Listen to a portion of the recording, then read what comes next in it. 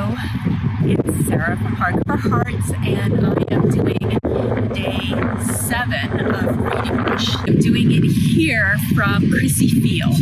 This is a field, obviously, with the Golden Gate Bridge behind me. It's a little bit of a windy day, but it's nice. The fog is just starting to come in, so as you can see, it's just starting to roll. And I thought I would come out and do a little bit of the vlog from here, since I haven't had a chance to vlog in the last few days. So I'm really enjoying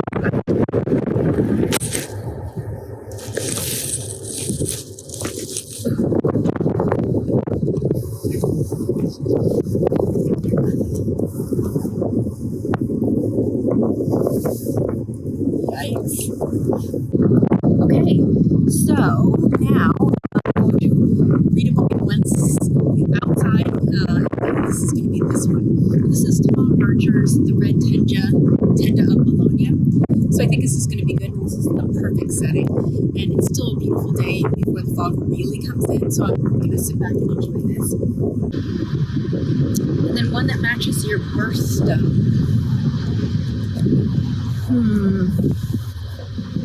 I might have to do this one for that as well.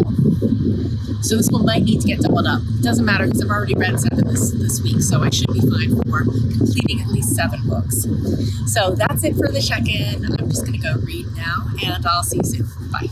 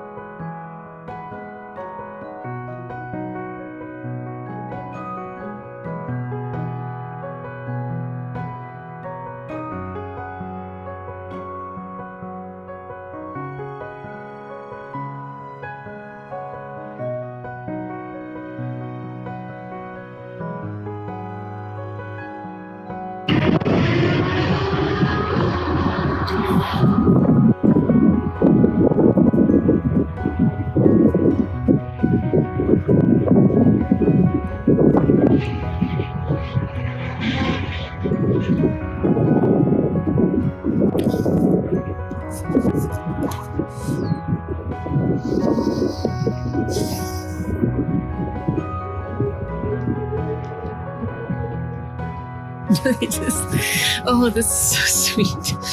Okay, so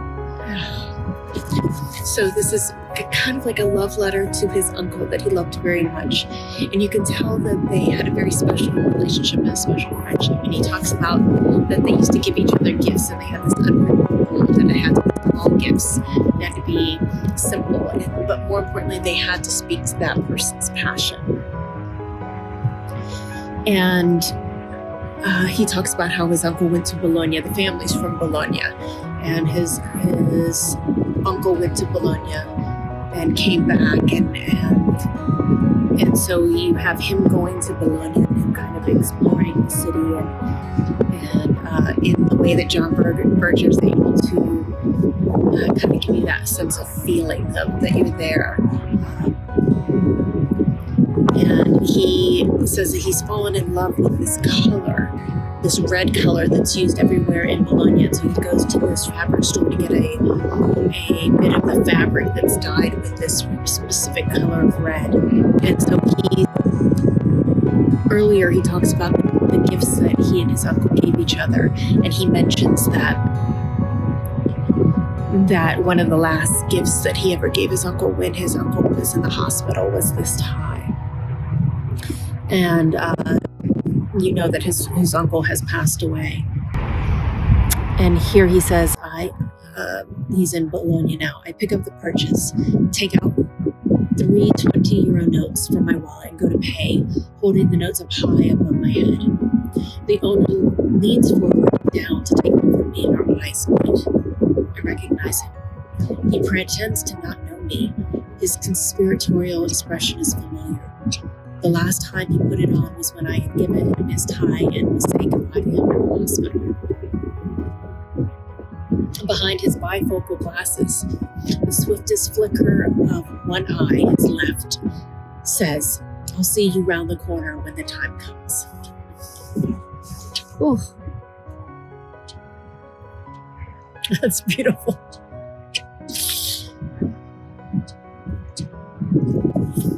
And I feel like these birds that are dancing all around me are making fun of me. They're making all these noises. Okay, back to the Berkshire. Why this is so poignant to me is because I'm also reading Proust. And in Proust, he flitters back and forth between memories of his past and current days. And it really makes you reflect upon the passage of time and how memories layer on top of other memories, and how moments that you think are long gone can reappear in different manners, in different ways, and how poignant that is. And so to have it with a person appear in this book just feels very special. I love that. I love when books make you think about their books and authors talk to each other.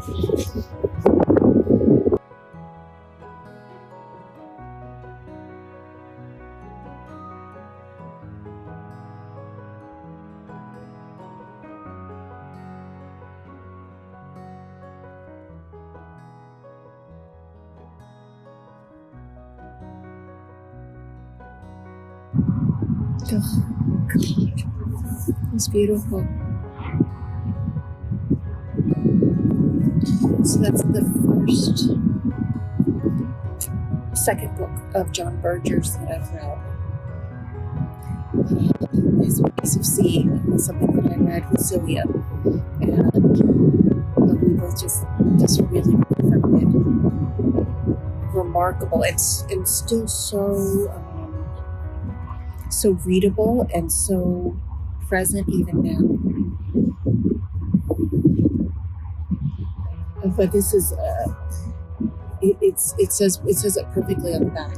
A dreamlike meditation on memory, food, paintings, fond uncle, and the improbable beauty of Bologna from the visionary thinker and art critic. This was a beauty of a little book. Perfect for reading outside. Done. Check that one off the list. And this one I'm going to recommend. I'm going to give this one a 5, without a doubt. Because number one, he made me want to go to Bologna now. Now I have to add more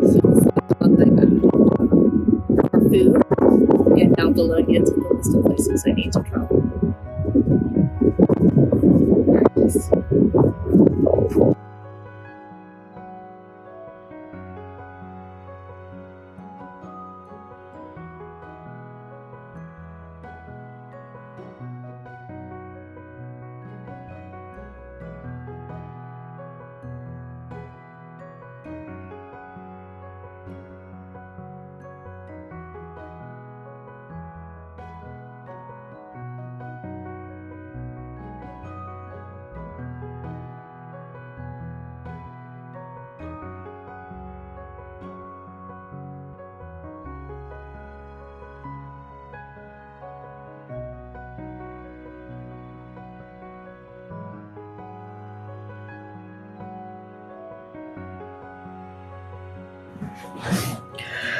Okay, I'm calling it. It is 10 o'clock on Sunday. Reading Rush finished. So let's see how I did. For the challenges, I completed challenge 1 and 5 with the same book, and that was John Berger's The Red Tenda of Bologna, which you saw in the vlog earlier. 5-star, excellent read. So glad I got a chance to read that. Okay, so that's done. Number 2 was This is a book that starts with the word "the." And this one was The Redemption of Alexander Seton by S.G. McLean. Very, very good book. I'm a big fan of mysteries. I'm a big fan of mysteries set in exotic locales, especially historical mysteries are great. I like mysteries in translation as well as historical mysteries. And this is set in Scotland. And there is our main character, Alexander Seton, and he was denounced publicly and therefore was not able to become a minister. And so it opens with him really in his cups about the whole thing and drinking himself into stupors. And he has a job, but he had to go home to his hometown. And his best friend is taken as a murderer and thrown into the jail. And he has to try to help to clear his best friend's name. And so there's a conspiracy between the papists and the Protestants, and there's some questions of witches and witch trials and mob rule and all of these good things set in this book. I thought it was very, very well done, and looking forward to reading the next in the series. So that was a 4-star read. The next was read a book inspired by a movie that you've already seen. So I talked about how it dawned on me that I could use one of my favorite movies, A Room with a View, and read the book. I did that, and I found the book to be absolutely, utterly delightful. I did the audiobook, and it was just so much better than I expected. I don't think I've read any E.M. Forster. Maybe Howard's End, but I think it may have just been the movie. But there's just so much charm and so much going on in the main character's head. Lucy, as played by Helena Bonham Carter, just is just this exuberant, teenage, angsty, flighty, full of passion kind of woman. So she fluctuates from being really quiet and just kind of holding everything in to like these bursts of emotion. And you don't really get a lot of introspection in that, but the book really had all of that, and it made sense, and it made the portrayal that Helena Bonham Carter did so much more realistic, and so it made more sense, and so it actually helped to make me love the movie even more. So that was a fantastic, and that's another 5-star read. I will read A Room with a View again. It was that good. Then one that I'm not done with, this is read the book that you first touch. So I am around halfway done. This is The Tortoise and the Hare. This is a Virago Martin classic by Elizabeth Jenkins. I have to say, this is so good. I thought it was going to be a little bit snarkier and a little bit sharper, in the sense of like barbed, like not sharp, like intellectually sharp, but sharp, a little sarcastic or biting, I guess is what I mean. The story is, we've got Emma Jean, who is married to Evelyn Graham, and Evelyn Graham is very rich, and he's a lawyer, and they live in this gorgeous home, and they've got all these things, but she herself is gorgeous. And she's noticing that he keeps spending time with this woman, Blanche Silcox, but she doesn't recognize Blanche as a rival, because Blanche is like middle-aged. It's not that she's frumpy, but she's also not attractive. She's not like this young hot thing, but he will not stop talking about her, and he keeps spending time with her and finding ways to be in her presence, and and always bringing her name up. And so it's starting to grate on her, and she's starting to feel a little insecure. And so it's a lot more touching than I expected. I thought it was going to be like that typical like gorgeous woman is surprised when a real woman kind of steals her man kind of thing. But there's a lot more here, and the respect paid to the women characters is much greater. So that I'm very happy about. Interestingly enough, Hilary Mantel did the intro to this, and I'm listening right now to the Bring Up the Bodies, Hilary Mantel story. So I'm listening to the audio book of that currently. So this is not, I did not complete this for Reading Rush, but I will be completing this this week very soon. So that's a bummer. Read a book that was completely outside your house. So even though I was very nervous about doing this because of the pandemic, I got in my car and I drove around today. And when I saw that Crissy Field was empty, I mean, you've seen it in the video. I mean, there's nobody there. I felt completely safe to be sitting there, and plus it was so windy, and so there was a lot of space and a lot of clean air. So it ended up being a good thing. So I'm using this for both 1 and 5 of the prompts.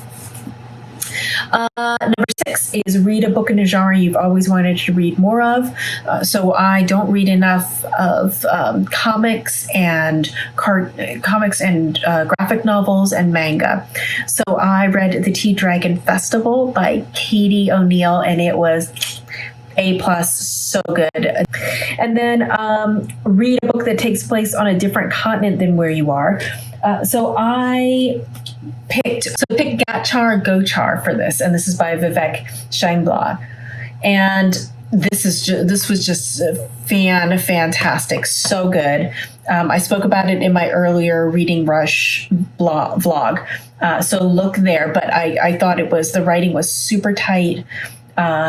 It's kind of like those rags to riches story where everything is not what it seems, and there's a lot of undercurrents here. But it's a very, very craftily told story, and there's a lot to unpack here. Thought it was fantastic. So that is it. So yeah, that's it. Obviously didn't do the daily vlogs because I have a job and I have lots of things I have to do, unfortunately. So that just is a lot. It's a lot. But I'm happy with the vlogs that I did make, and hopefully they were okay for you all to watch. So that's it. I just wanted to do an official summation and checking off the Reading Rush experience. That's it for me. I will return to my regular schedule of videos next week. And I also have an Anita Brookner video to do, video number 3. So look out for that very soon. So that's it for me. Thank you so much for watching, and I'll look forward to talking with you very, very shortly. Okay, bye.